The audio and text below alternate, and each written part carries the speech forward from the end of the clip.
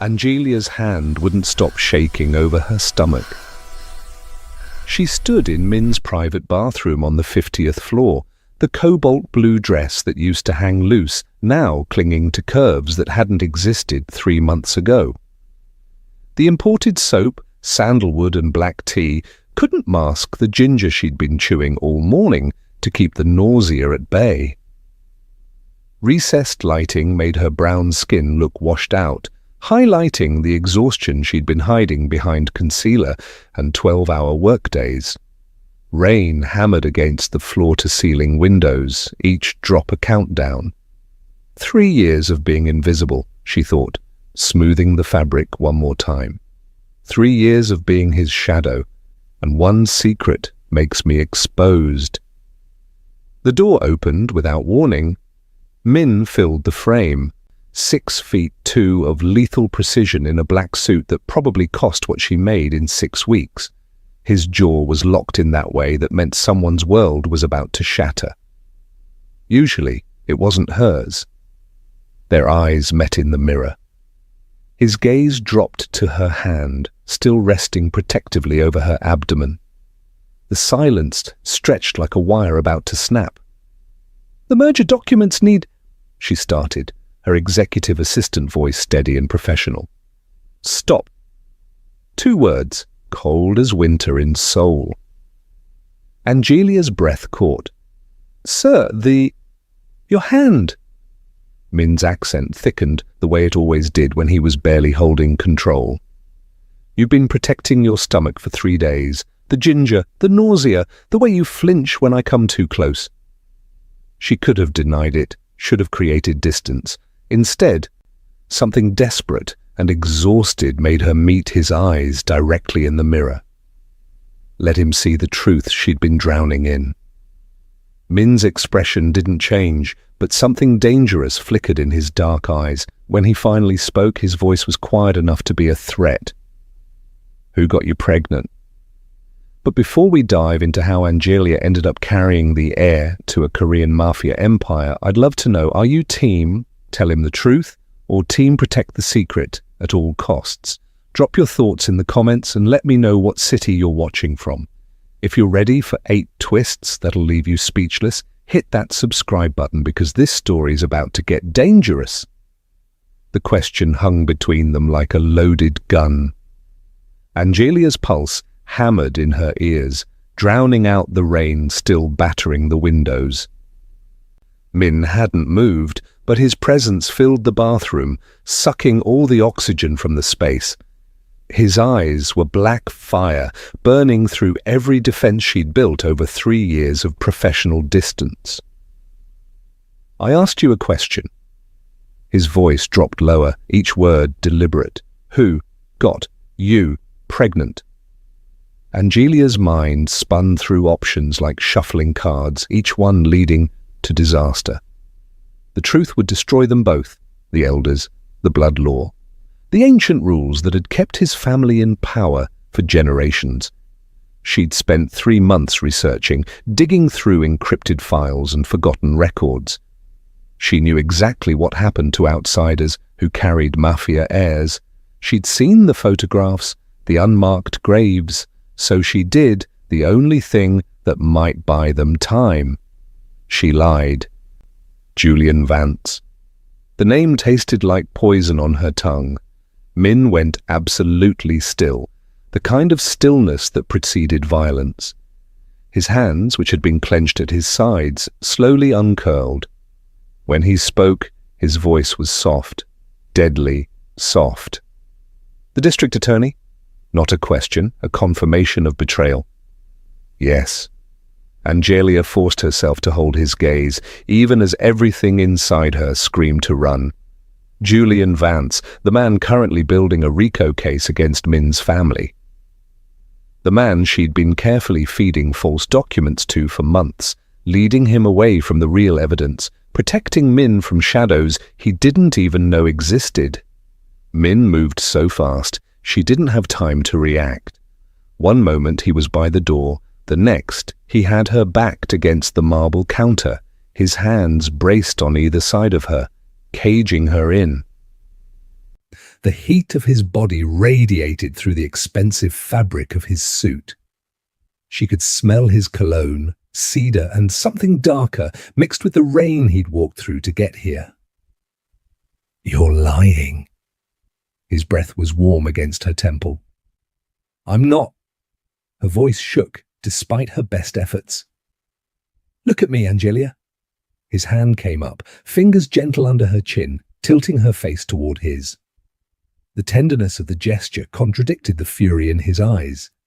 "Look at me and lie to me again." She met his gaze, held it, let him see whatever he needed to see. "Julian Vance is the father of my child." Something fractured in his expression. Pain, raw and visceral, before the mask slammed back into place. He stepped back abruptly, leaving her cold where his heat had been. "Get out!" 2 words, final as a death sentence. Angelia grabbed her purse from the counter, her hands shaking so badly she nearly dropped it. She made it to the door before his voice stopped her. "Angelia!" She paused, didn't turn around. "If that child is Vance's, you've just signed its death warrant. The moment the elders find out my assistant is carrying the DA's baby, they'll eliminate all 3 of you as a liability." Her blood turned to ice. "What?" "You heard me. Go to Vance. Tell him to put you in witness protection tonight." He turned away, staring out at the storm-darkened city. "Because if I see you here tomorrow, I'll know you're lying. And then we'll have a very different conversation." Angelia made it to her car before the tears came. Great, shaking sobs that felt like they'd tear her apart from the inside. She'd just lied to the only man she'd ever loved, called another man the father of his child, and potentially sealed all their fates in the process. The steering wheel was cold under her forehead as she tried to breathe through the panic. Her phone buzzed. "Unknown number. Stay in your car. Lock the doors. I'm coming to you." Before she could process the message, a figure materialized from the shadows of the parking garage. Tall, lean, moving with the same predatory grace as Min. But when he stepped into the light, Angelia's heart stopped. The face was different. Sharper angles, a scar cutting through his left eyebrow, but the eyes were identical. Dark, calculating, dangerous. He tapped on her window, against every instinct screaming at her to drive away. She unlocked the door. He slid into the passenger seat, bringing the smell of rain and cigarette smoke with him. "You told him about Vance?" Not a question. "Stupid, but clever." Who are you?" But she already knew. She'd seen the photographs, the death certificates, the memorial service Min had attended alone 5 years ago. "Minjun." He pulled out a cigarette, didn't light it. "The brother who was supposed to be dead, and you're Angelia. The woman carrying my nephew." The world tilted. "How do you—" "I've been watching you for 3 months, ever since you started showing." He turned to face her, and the resemblance to Min was startling. "I'm the one who left the prenatal vitamins in your apartment, the iron supplements, the ginger tea." Angelia's hand flew to her stomach. "You've been in my apartment?" "I've been keeping you alive." His voice was matter of fact. "The elders have had surveillance on you since week 8.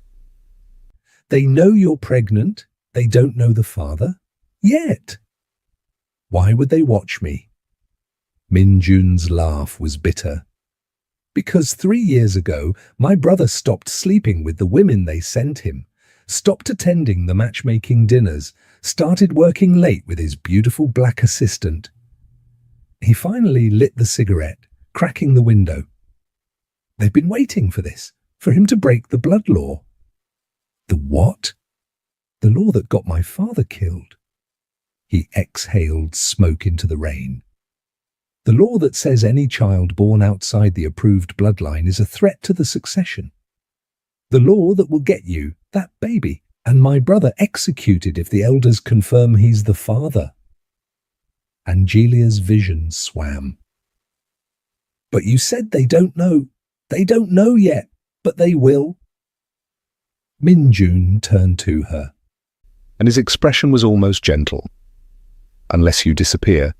Tonight, I have a safe house in Portland. Cash, new identity. You can raise that baby far away from this mess. I can't just leave. You can, and you will. He pulled out an envelope, thick with documents. Or you can stay and watch my brother choose between his throne and his child. And we both know which one the elders will make him choose. Angelia didn't go to Portland. She went back to her apartment, double-locked the door, and started pulling up every encrypted file she'd hidden over the past 3 years. If the blood law was real, if Min's father had been killed for it, there would be evidence. There always was.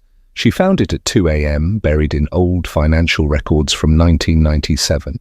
Lee Sang-ho, cause of death, cardiac arrest. Actual cause, potassium chloride injection. Untraceable, administered by family physician. Reason, violation of blood law. Article 3, conception of heir with unauthorized outsider. The outsider's name was redacted, but the child's wasn't. A daughter, born in Seattle, disappeared from all records at age 2. Angelia was staring at the screen when her apartment door opened. She hadn't heard the lockpick, hadn't heard the footsteps. Min stood in her living room, still in the black suit from earlier, looking like vengeance personified. You didn't go to Vance. His voice was flat, empty. No. You didn't go to witness protection. No. He moved through her space like he owned it, taking in the laptop, the files spread across her coffee table, the evidence she'd been compiling. When he saw his father's death certificate on the screen, he went very still. How long have you known? His question was quiet. About the blood law. 3 hours. About your father? Angelia stood facing him across the small living room. Since the night I agreed to work for you, I wanted to know what kind of man I was working for, so I dug, and I found the truth about how your father really died. And you stayed anyway. Something flickered in his expression, confusion, hope, anger. I stayed because I realized you didn't know. She took a step toward him. You thought he died of a heart attack. You mourned him. You built your entire life around honoring a man who was murdered by his own people. And I thought, her voice cracked, I thought maybe you were different. Maybe you could change things. Min closed the distance between them in 2 strides. His hands came up to frame her face. Thumbs brushing away tears she hadn't realized were falling. The baby. His voice was raw. Is it mine? Angelia nodded, unable to speak. That night in Sausalito, the hotel. His forehead dropped to hers. I thought I dreamed it. I woke up alone and you never said anything. 3 months of silence. You don't remember. It wasn't a question. I remember everything. His words were fierce. I remember your skin against mine, the way you said my name, the way you looked at me like I was something other than a monster. I remember all of it, Angelia. I just thought you regretted it. Someone drugged you that night. She pulled back to look at him. Your whiskey. I saw it happen. I took you to that hotel to keep you safe, and then... She couldn't finish. Then we made a choice. His hands slid down to her stomach, covering where their child was growing. And now the elders will kill us for it unless we're smarter than they are. Min sat at her kitchen table, studying the files she'd compiled with an expression that shifted between admiration and fury. Angelia watched him from the counter, a mug of ginger tea warming her hands, waiting for the explosion that never came. You're not just an assistant." He looked up, dark eyes unreadable. "You're a forensic accountant, Columbia, top of your class. You could have worked anywhere, and you chose my organization." "I chose revenge. No point in lying now. Your family stole my family's tech patents in 1994, security software, the foundation of your entire legitimate empire. My father died thinking he was a failure. My mother raised me alone, working 3 jobs, while your family became billionaires off his invention." Min's jaw tightened, but he didn't defend himself, didn't make excuses. "I spent 5 years tracking the money, building the case. I have enough evidence to bankrupt your entire syndicate, seize every asset, destroy the Elders' power base completely." She set down her mug, crossed the small space to stand in front of him. "I came to destroy you, Min, and then I fell in love with you instead." He stood slowly, the chair scraping against linoleum. "You love me?" "Yes." The word felt like jumping off a cliff. "I love you. I love the man who stays late to make sure every employee gets their bonus. The man who funds 3 women's shelters anonymously. The man who learned Spanish to talk to the cleaning crew because no one else would." She touched his face. "Traced the dragon ink that wound up his neck. I love the man you are despite everything your family made you." His kiss was desperate, hungry, hands tangling in her hair, pulling her close, careful of her stomach, even in his urgency. When he finally pulled back, they were both breathing hard. "The evidence," his voice was rough, "the patents, you could take everything." "I know. Why haven't you?" Angelia pulled out a flash drive from her pocket. Small, unassuming, worth hundreds of millions in stolen assets. "Because I realize something. The Elders are the disease. You're just the symptom. If I destroy your family's wealth, someone worse takes over. The territory doesn't disappear. The violence doesn't stop. It just changes hands." She pressed the drive into his palm. "But if we're smart, if we use this evidence strategically, we can destroy them from the inside, bankrupt the old guard, transfer the assets into something legitimate, something our child can inherit without blood on their hands." Min stared at the drive like it was a live grenade. "You're trusting me with this? I'm trusting us with this." She covered his hand with hers. "Your brother said the Elders will make you choose between your throne and your child. So let's make sure there's no throne left to choose." His smile was slow, dangerous, beautiful. "You're terrifying, Angelia." "Good." She smiled back. "Because we're about to go to war with the most dangerous crime family on the West Coast. Terrifying is what we need." Outside, the San Francisco fog rolled in, obscuring the city lights.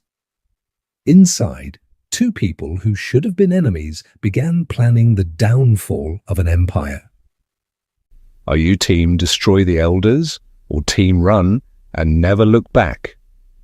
Drop your choice in the comments below and let me know what city you're watching from, because this war is just beginning. If you're ready to see Min and Angelia burn the old world down, hit that subscribe button and buckle up. These next 3 chapters are about to get absolutely ruthless. The underground clinic smelled like antiseptic and secrets. Min kept his hand on the small of Angelia's back as they descended the stairs beneath a Chinatown herbalist shop, past the legitimate business, into the shadow world where gunshot wounds went unreported and pregnancies stayed off the grid. The doctor, an elderly woman named Dr. Yoon, had been with the family for 40 years. She delivered Min, stitched his father after assassination attempts, kept more secrets than the confessional at St. Mary's Cathedral. "She's 14 weeks, Dr. Yoon said, her gloved hands gentle on Angelia's stomach as the ultrasound wand moved across her skin. The monitor showed a blur of grey and white, then suddenly, impossibly, a heartbeat, fast and strong. Healthy, no complications. Angelia's eyes were fixed on the screen, wonder and fear warring across her face. Min stood beside the examination table, his hand finding hers, fingers intertwining. For a moment, the war they were planning faded. There was only this tiny life they'd created in a moment of weakness that had become the strongest thing either of them had ever done.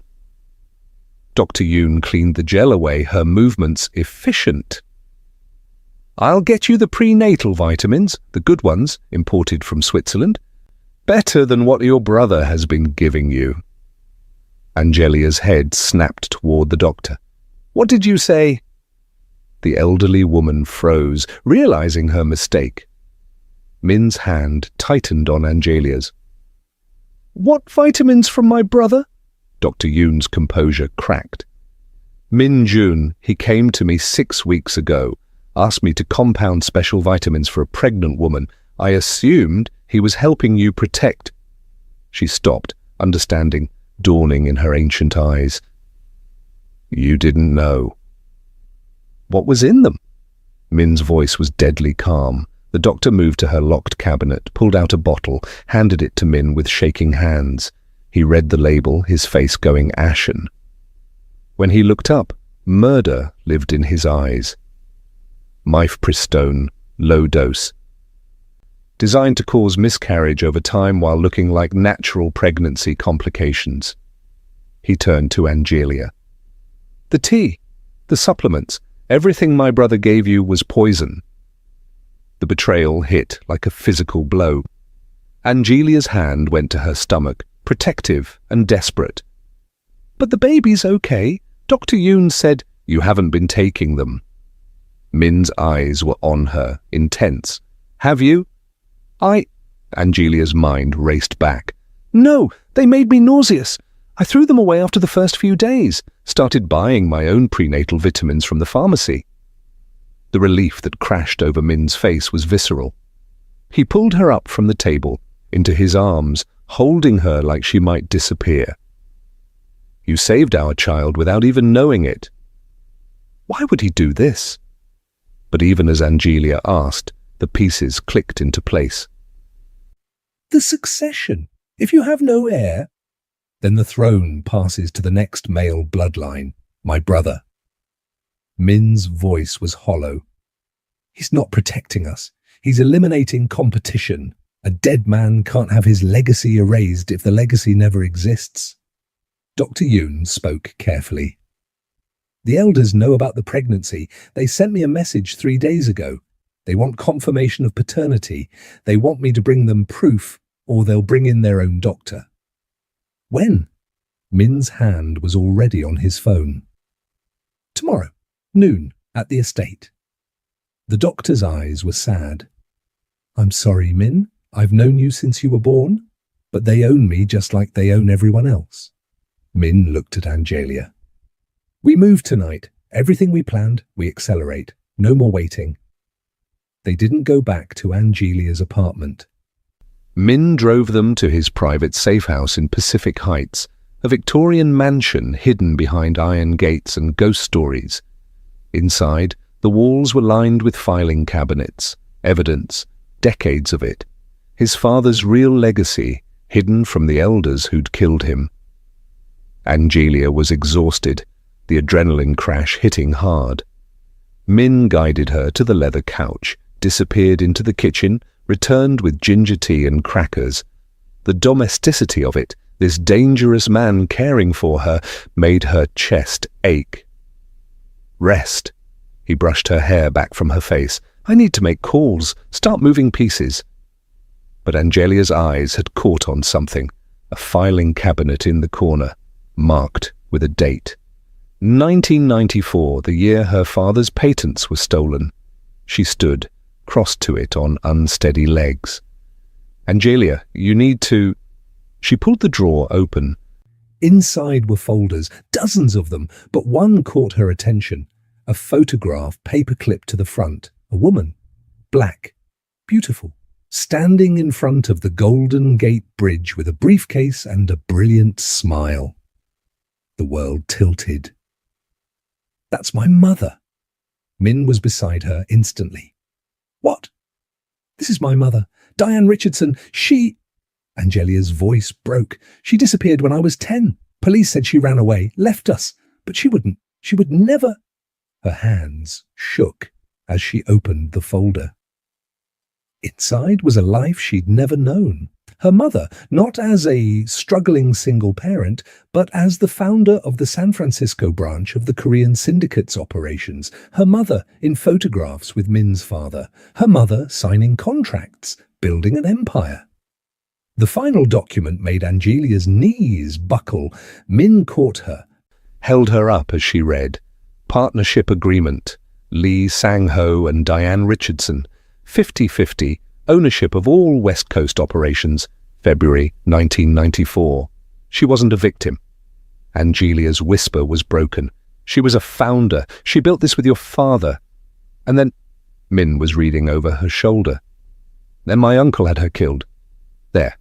The transfer of shares March 1994, signed by her, but the handwriting analysis note says it's forged. He took her half of the empire and erased her from existence. The patents, my father's software. Angelia was crying now, silent tears streaming down her brown skin. She didn't steal them. She was using them to build something, to build a future for us, and your uncle murdered her for it. Min's arms came around her from behind, his chin resting on top of her head. You're not just carrying my heir, Angelia. You're the rightful owner of half of everything the syndicate has. The territory I'm sitting on, it's yours. It was always yours. The weight of it crashed over her. Your uncle? Is he? He's one of the elders, the head of them, actually. Lee Tae-won. Min's voice was ice. He killed your mother. He killed my father. He's been orchestrating this entire empire on stolen blood. He turned her to face him, his hands framing her face. And tomorrow, we're going to take it all back. The estate was a fortress. Stone walls, armed guards, surveillance that could track a mosquito. The elders gathered in the main hall, 7 men who'd built their power on graves and silence. At the head of the table sat Lee Tae-won, Min's uncle, silver-haired and smiling like a shark. You're getting married today. Not a request, a command. The Choi family's daughter, So-yeon, she'll cleanse your bloodline and give you legitimate heirs. Min stood before them, immaculate in a black suit, every inch the obedient heir. As you wish, uncle. And the assistant, the pregnant one? Another elder, younger, hungry. What about that problem? Dr. Yoon confirmed the paternity this morning. Min's voice was flat. The child is Julian Vance's, the district attorney. I've already removed her from the organization. She's no longer a threat. Lies, all lies, but the elders believed them because they wanted to, because a bastard heir was easier to dismiss if it belonged to an outsider. The wedding was set for sunset. An hour away, Min was escorted to a preparation room, the door locked behind him. He pulled out his phone. One message to Angelia, one word, now. Across the city, in a hotel suite with a view of the bay, Angelia was anything but alone. So-yeon Choi sat across from her, not an enemy, but an ally. The woman who was supposed to marry Min was instead helping orchestrate his salvation. The accounts are ready. So-yeon's English was perfect. Her business degree from Harvard, evident in every calculated move. Transferred, all of them. Angelia pulled up the laptop screen. Every elder's personal holdings, every illegal account, every shadow corporation, it's all been moved into a trust, accessible only by your biometric signature. So-yeon smiled. And mine. And Min's, the 3 of us hold the keys to the kingdom now. They just don't know it yet. When they find out, they'll try to kill us all, which is why we need them arrested first. So-Yan checked her watch. Julian Vance and his federal task force are positioned outside the estate. The moment you trigger the signal, they move in. Angelia's hand hovered over her phone. Are you sure you want to do this? You'll lose your family, your name, everything. So-Yan's eyes were hard. My family sold me to those monsters when I was 16, told me I should be grateful to be chosen. I've been planning this destruction for 8 years. She leaned forward. Min didn't choose me because I was obedient. He chose me because I'm exactly like you. I want to watch them burn. Angelia pressed the button. Across the city, a signal went out. Federal agents moved. Search warrants were executed. And at the estate, as Min stood at an altar he never wanted, the doors burst open. The arrest happened fast. Julian Vance, flanked by FBI agents, reading rights to men who thought they were untouchable. The elders scrambling for lawyers who couldn't help them. Evidence, mountains of it, financial records, murder contracts, 40 years of crimes, all documented, all undeniable. Lee Tae-won's face when he saw Angelia walk through the door was almost worth the years of pain, almost worth her mother's death, almost. You. The word was poison. Me! Angelia stopped in front of him, her hand resting on her stomach. Diane Richardson's daughter, the woman you murdered, the empire you stole. I am here to take it all back. You have no proof? I have all the proof. Angelia pulled out a document. Her mother's original partnership agreement, authenticated, notarized, legal. 50% of everything you've built belongs to me, and the other 50% belongs to the Lee family. Not you, not the elders, Minja, the rightful heir. Min appeared at her side, his hand finding hers. United front. You're done, Uncle. The syndicate is over. The criminal empire ends today. You think the law will protect you? Tae-won's laugh was bitter. You think you can just walk away? No. So-Yan stepped forward, elegant and deadly. We think we can build something better. The real estate, the tech patents, the legitimate businesses you've been hiding behind. We're taking all of it and creating an empire that doesn't require blood to sustain it. Julian Vance finished the handcuffs, his eyes on Angelia with something like respect. Ms. Richardson, you kept your end of the bargain. The evidence you provided will put these men away for life. And my mother's murder? Angelia's voice was steady despite the tears. We found the contract, the payment, the forged documents. Lee Tae-won will stand trial for Diane Richardson's assassination. Julian nodded to Min. You're clean. The deal holds. Immunity for cooperation. The federal agents led the elders away in chains. One by one, the old guard fell, and in the ruins of their empire, 3 people stood victorious: Min, Angelia, and So-Yan. The future built on the ashes of the past. 6 months later, the baby was born, a daughter. They named her Diane after the grandmother she'd never meet. Min held her in the early morning light of their home overlooking the Pacific, no longer a penthouse fortress, but a real home with warmth and light and hope. Angelia watched from the doorway, still healing, but stronger than she'd ever been. So-Yan had moved into the guest house, her own empire of legitimate tech companies rising. Together, the 3 of them had transformed blood money into something clean, something their children could inherit with pride. Min looked up, his eyes finding Angelia's. She has your eyes. And your stubborn chin. Angelia crossed to them, kissed her daughter's forehead. She's going to be unstoppable. Like her mother! Min's arm came around her waist, pulling her close. Like all the women who refused to stay in the shadows. The doorbell rang. Angelia's smile faded. We're not expecting anyone. So-Yan appeared in the doorway, her face grim. She held an envelope, black, expensive, delivered by courier.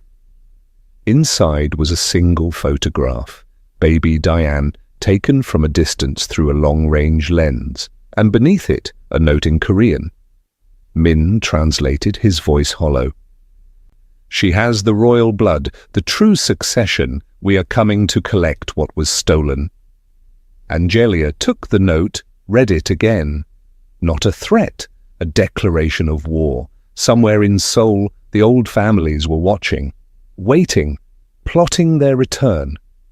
She looked at Min, at their daughter, sleeping peacefully in his arms, at So-Yan, standing guard like the warrior she'd become.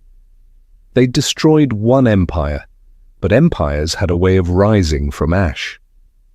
Min's smile was slow, dark, dangerous, the predator returning.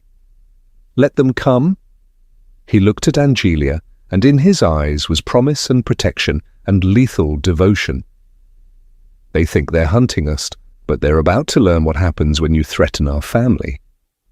Angelia crossed to the window, looked out at the city they'd conquered, the empire they'd rebuilt, the future they'd created from blood and secret, and a love that refused to die. "Let them come," she echoed. "We'll be ready." The war was over, but the reign had just begun, and this time the monsters wore different faces. This time the queen was a black woman who'd taken back her crown. This time the ending wasn't written by old men in shadows. This time they would write their own story, together. So what do you think happens next? Does Min's family in Seoul stand a chance against Angelia, or is she about to show them exactly who Diane Richardson's daughter really is? Drop your predictions in the comments and let me know what city you're watching from. If you're ready to see Angelia's next chapter because you know this story isn't over, hit that subscribe button and turn on notifications. The empire might have changed hands, but the real battle is just beginning. See you in the next one.